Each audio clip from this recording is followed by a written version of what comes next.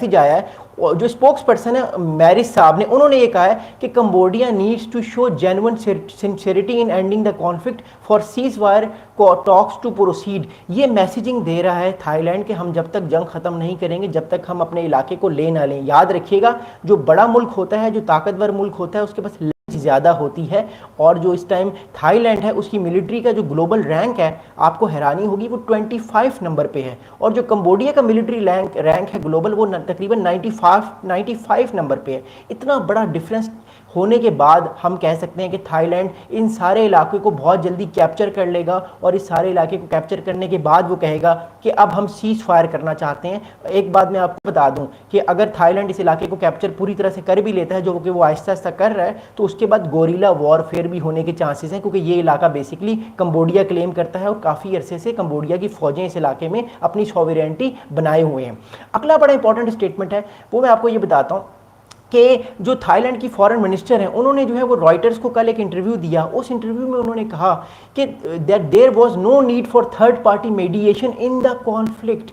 Thailand की तरफ से मैसेज आ रहा है कि हमें किसी थर्ड पार्टी मीडिएशन की ज़रूरत नहीं है। ना हमें मलेशिया की ज़रूरत है, ना हमें अमेरिका की ज़रूरत है, ना हमें चाइना की ज़रूरत है, और ना हमें जापान की ज़रूरत है। याद रखिएगा, ईस्ट एशिया में मलेशिया, जापान और चाइना ये बड़े ताकतवर ममालिक हैं, और थाईलैंड उनके बाद आता है। अब देखिए, थाईलैंड ने जो है वो एक मैसेज दे दिया है कि हमें किसी तरह की जो है वो मीडिएशन की ज़रूरत नहीं है। इट शोज़ कि जो थाईलैंड है वो अपने उस इलाके को कैप्चर करना चाहता है, जो इलाका वो क्लेम कर रहा है, और वो काफ़ी हद तक कामयाब हो भी गया अपने उस इलाके को कैप्चर करने में। ये CNN ने हमें तकरीबन 3 घंटे पहले रिपोर्ट किया है, और ये मैं आपको ब्रेकिंग न्यूज़ दे रहा हूँ कि आने वाले दिनों में जो है वो और ज़्यादा जो है वो हमें ये चीज़ नज़र आएगी कि थाईलैंड जो है वो अपने और बहुत सारे इलाके लेके अपनी फ़ौज को उसने वहाँ पर बिठा दिया है, जो कि अगले 20 साल एक और नई जंग को फौकियत दे सकती है चीज़। अच्छा, आपको एक और बड़ी इंपॉर्टेंट बात बताऊँ, लेओस जो है ये भी बेसिकली बॉर्डर रखता है थाईलैंड के साथ और कंबोडिया के साथ। लेओस अभी इस टाइम चुप है, लेओस जो है वो भी कोई बात नहीं कर रहा, और हो सकता है लेओस इस जंग में ना आए, लेकिन मैं लेओस के बारे में वीडियो अपनी किसी और नेक्स्ट वीडियो में बनाऊंगा। इस टाइम थाईलैंड और जो कंबोडिया का मामला है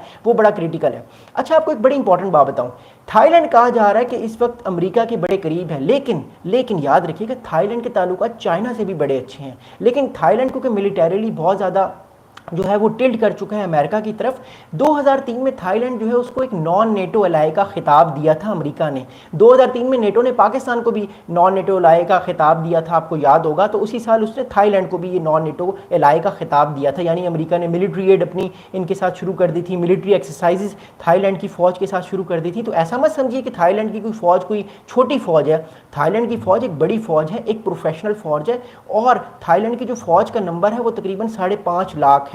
500,000 नंबर है थाईलैंड की जो इस टाइम आर्म्ड एक्टिव फोर्सेस हैं। और इसके अलावा जो थाईलैंड है, इसकी प्रॉपर नेवी है और प्रॉपर इसकी एयर फोर्स है, जो अपने सारे ऑपरेशंस इस टाइम कंबोडिया के अगेंस्ट कंडक्ट कर रही है। और मैं आपको फिर बता रहा हूँ, थाईलैंड अपना बहुत सारा इलाका फिर वापस लेगा कंबोडिया से, जो कि आने वाले दिनों में हमें एक और जंग की तरफ मामलात लेकर जा सकते हैं। और कंबोडिया जो है वो इस टाइम एक टैक्टिकल और एक स्ट्रेटेजिक डिसएडवांटेज पे है, क्योंकि इसकी एक तो फौज छोटी है और उसके पास एक प्रॉपर एलाई नहीं है। दूसरी तरफ अगर हम कंबोडिया को देखते हैं, तो कंबोडिया जो है वो अभी तक जो है वो जो वेपन्स यूज़ कर रहा है वो रशियन मेड वेपन्स यूज़ कर रहा है, सोवियत ईरा के। तो कंबोडिया के पास जो वेपनरी है वो आर्टिलरी शेल्स वो मार रहा है, लेकिन जो उसकी वेपनरी है वो ऑलरेडी जो है वो वियतनाम दौर की है, और वो सोवियत यूनियन दौर की वो आर्टिलरी है, या वो उस टाइम उसके पास वेपन्स है जो कि वो बहुत पुराने वेपन्स हैं, जो कि आज के दौर में इतने बेनिफिशियल नहीं हो सकते। जबकि थाईलैंड की फ़ौज जो है वो एक प्रॉपर फ़ौज है, एक मॉडर्न फ़ौज है, और वो मॉडर्न फ़ौज जो है वो थाईलैंड को एडवांटेज देती है कि वो किसी तरह कंबोडिया के अगेंस्ट जो है वो जाए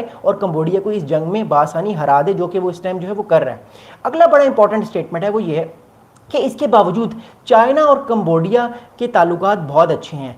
कुछ अरसे पहले चाइना की तरफ से एक स्टेटमेंट आया, और वो ये स्टेटमेंट आया, चाइना के एक डिफेंस के एक जो सीनियर स्पोक्स पर्सन है जिनका नाम था सीनियर कर्नल वोंग क्यू, वो क्यू ने एक बड़ा इंपॉर्टेंट स्टेटमेंट दिया कुछ महीनों पहले कंबोडिया के हवाले से कि China and Cambodia are ironclad friends who always support each other. The two militaries enjoy unbreakable relations and rock solid brotherhood. यानी इसका मतलब है कि चाइना ने कहीं ना कहीं सपोर्ट कर रहा है वो इस टाइम कंबोडिया, आने वाले वक्त में चाइना भी सपोर्ट करेगा कंबोडिया को। But as of now China deny कर रहा है किसी तरह की भी इन्वॉल्वमेंट को इस जंग में, क्योंकि देखिए चाइना जो है फिलहाल अपने मामलात पे फोकस किए हुए, अमेरिका भी फिलहाल अपने मामलात पे फोकस किए हुए। इस टाइम दोनों ममालिक की जो जंग है ये इस टाइम इसके अंदर अगर कोई